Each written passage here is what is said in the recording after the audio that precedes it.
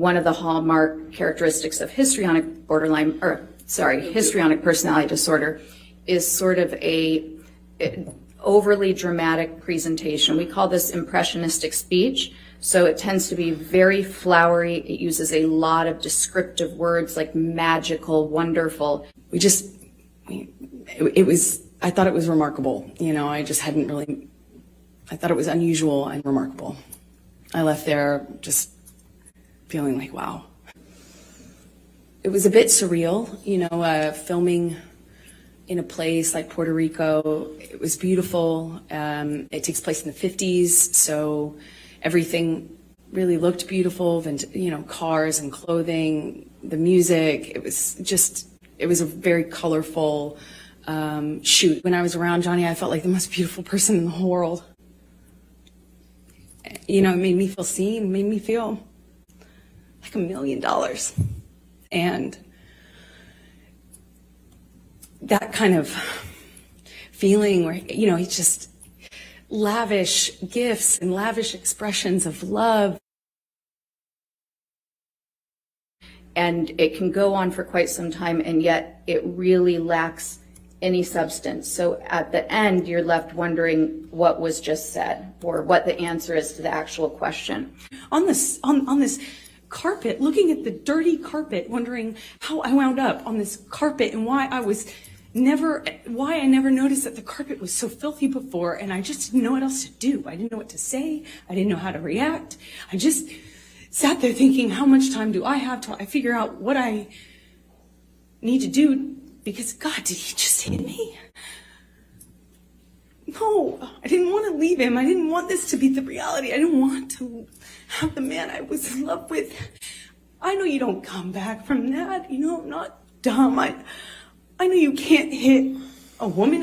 You can't hit a man. You can't hit anyone. You can't just hit somebody because I knew it was wrong, and I knew that I had to leave him.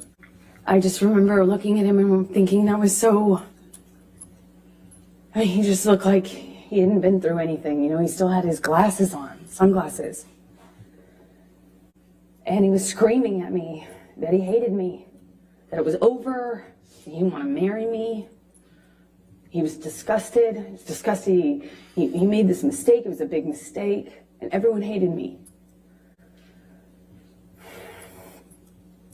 And I remember crying on the floor. Just, more than anything, I was heartbroken. I thought maybe he was serious. I thought maybe, God, he doesn't love me. Maybe he really feels this way. It broke my heart. Broke my heart. I wanted to marry him so bad. This is the man I loved, Yes, it was awful at times, but I loved him and what he was saying. Objection, Your Honor, non-responsive. Quick shifts you'll see between emotions. So she would suddenly be one way, and then she would become very animated or very sad. And when people are displaying these emotions with this personality disorder, there's a sense of shallowness to it. People who are observing them will feel like it's almost play acting, and they might not be able to put their finger on it. But part of it is because of the rapidness with which the person can switch emotions. By June, I was so torn. I was so in love with this person because when it was good, it was so good. You've never felt love like that. At least that's how it felt. So much. I felt like he recognized me and I recognized him, and there was just something there that was the love of my life. He said he wanted to spend every day. He promised me that every day when I woke up, that I would wake up and he would make me smile at least once. And that would be his goal. And, I looked into his eyes, and I saw my future, hope, like blind hope, so in love. It was one of the most, I can't describe that kind of joy, I thought, if we were married, then this is real. This is real. This isn't a thing of, this isn't chaotic, and this will change. I had so much hope in that moment. And I just said to him over and over again, are you serious? Are you real? Are you serious? Are you sure? Because he didn't have a ring. So I thought, is this an impulse thing? You could feel the tension, but no one did anything. And I just remember feeling so embarrassed. I felt so embarrassed that he could kick me to the ground in front of people. And more embarrassing, I didn't know what to do about it. I got up and I walked to the front of the plane. I sat down and I just looked out of the window. And Jerry Judge's security and my friend both kind of under their breath asked me, are you okay? Objection, hearsay. She had a very sophisticated way of minimizing any personal problems. I also learned that she tends to, there were a number of characteristics that were consistent with the eventual diagnoses, but some of the primary characteristics, and I'm going to try to condense 25 pages here, were essentially externalization of blame, tending to have a lot of inner hostility that is attempted to be controlled, a tendency to be very self-righteous, but to also deny that self-righteousness and to judge others critically against these sort of high standards for moral value, but also to deny doing that, essentially to claim that one is very non-judgmental and accepting and yet very full of rage, really. Times they tend to be very passive aggressive.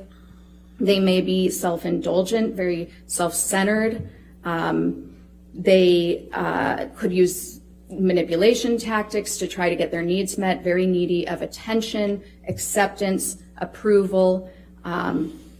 They tend to distance people who are close to them. Initially, they may seem very charming. They're very socially sophisticated, actually. That was a major component on there. They have a capacity to kind of offer some of their faults, but in a way, but only the ones that people think of lightly and can all relate to. And you write to Dr. Cowan, quote, "I feel so lost. I can't talk.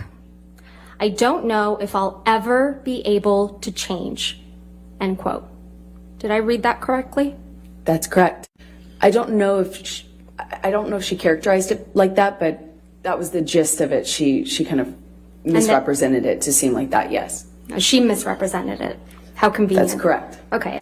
I know that's incorrect, is what I mean to say. Another liar on the stand? I just know that that's incorrect. Right. You figured it out. And you said, no, I didn't. What the fuck are you talking about? And I watched you lie. And then I didn't punch you, by the way. I'm sorry that I didn't hit you across the face in a proper slap, but I was hitting you. It was not punching you. Babe, you're not punched. Don't tell me what it feels like to be punched. You know, you've been in a lot of fights, you've been around a long time. I know. Yeah. No, when you fucking have a close You didn't get punched. You got hit. I'm sorry I hit you like this, but I did not punch you. I did not fucking deck you. I fucking was hitting you. I don't know what the motion of my actual hand was, but you're fine. I did not hurt you. I did not punch you. I was hitting you. How are you? What am I supposed to do? Do this? I'm not sitting here bitching about it, am I? You are. That's the difference between me and you. You're a fucking baby. Because you started... You are such a baby! Grow the fuck up, Did you Johnny! start physical fights? I did start a physical fight. Yeah, you did, so I had to get the fuck out of there. Yes, you did. So you did the right thing, the big thing. You know what? You're admirable. To escape the fight.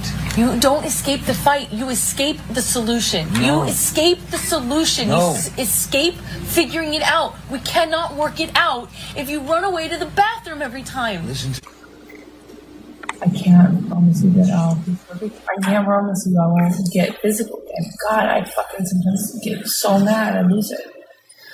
I can fucking promise you I'm gonna do everything to change. I promise you. I'm not gonna throw around divorce. I will not say divorce unless I leave you. Unless it's it. And then I hope you leave me. I'm not going to. And me too. I will leave you. It's fair. I can't do it. You know, and I think honestly, if we hold each other accountable to that, it's fair.